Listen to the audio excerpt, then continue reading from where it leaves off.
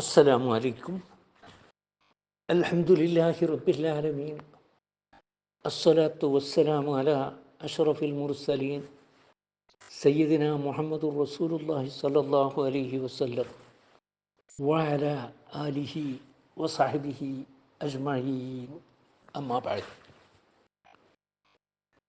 നബി സല്ലല്ലാഹു അലൈഹി വസല്ലം തങ്ങൾക്ക് മുമ്പ് വന്നതായ പ്രവാചകന്മാർ അവരൊക്കെ വളരെ വ്യക്തമായ ദൃഷ്ടാന്തങ്ങളുമായിട്ടാണ് ആ ജനതയിലേക്ക് വന്നത്.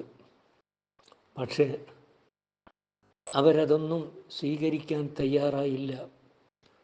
അവർ പറഞ്ഞത്, നിങ്ങൾ ക്ഷണിക്കുന്ന കാര്യത്തിൽ ഞങ്ങൾക്ക് ആശങ്കാജനകമായ സംശയമാണ് ഉള്ളത്. ആ സമയത്ത് ആ പ്രവാചകന്മാർ അവരോട് പറഞ്ഞത്, ആകാശഭൂമികളെയും സൃഷ്ടിച്ചുണ്ടാക്കിയ അള്ളാഹുവിൻ്റെ കാര്യത്തിൽ നിങ്ങൾ സംശയിക്കുകയാണോ?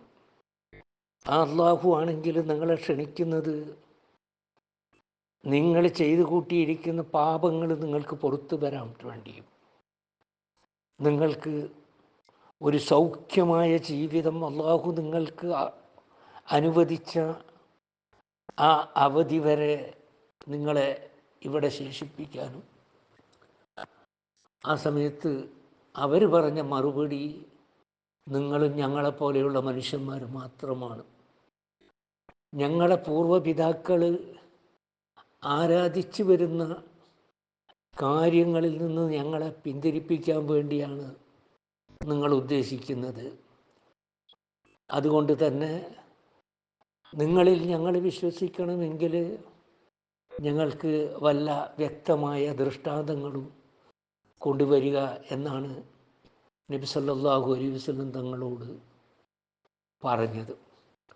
ഇവിടെ ഈ ആയത്തിൽ നിർണയിക്കപ്പെട്ട അവധി വരെ നിങ്ങളെ പിന്തിരിക്കും എന്ന് പറഞ്ഞതിൻ്റെ താല്പര്യം, നിങ്ങൾ അള്ളാഹുവിൻ്റെ ഏകത്വം സ്വീകരിച്ച് സത്യവിശ്വാസികളായി തീരുന്ന പക്ഷം നിങ്ങൾക്ക് അള്ളാഹു നിശ്ചയിച്ച ആയുഷ്കാലം തീരുന്നത് വരെ നിങ്ങൾക്ക് രക്ഷ കിട്ടുമെന്നും, ഇല്ലാത്ത പക്ഷം വല്ല പൊതുശിക്ഷയും ബാധിച്ച് നിങ്ങൾ നശിച്ചേക്കും എന്നാണ്. സ്പഷ്ടമായ വല്ല അധികൃത രേഖയും കൊണ്ടുവരണമെന്ന് അവരാവശ്യപ്പെടുന്നത് പ്രവാചകന്മാർ വേണ്ടത്ര തെളിവുകൾ നൽകാത്തത് കൊണ്ടോ സദുദ്ദേശത്തോടു കൂടിയോ അല്ല, മറിച്ച് തങ്ങൾ ആവശ്യപ്പെടുന്ന തരത്തിലുള്ള വല്ല അമാനുഷിക ദൃഷ്ടാന്തങ്ങളും കാണിച്ചു കൊടുക്കാനുള്ള ഒരു വെല്ലുവിളി മാത്രമാണ് അത്. വആഖിറു ദഅ്വാനാ അനിൽ ഹംദുലില്ലാഹി റബ്ബിൽ ആലമീൻ.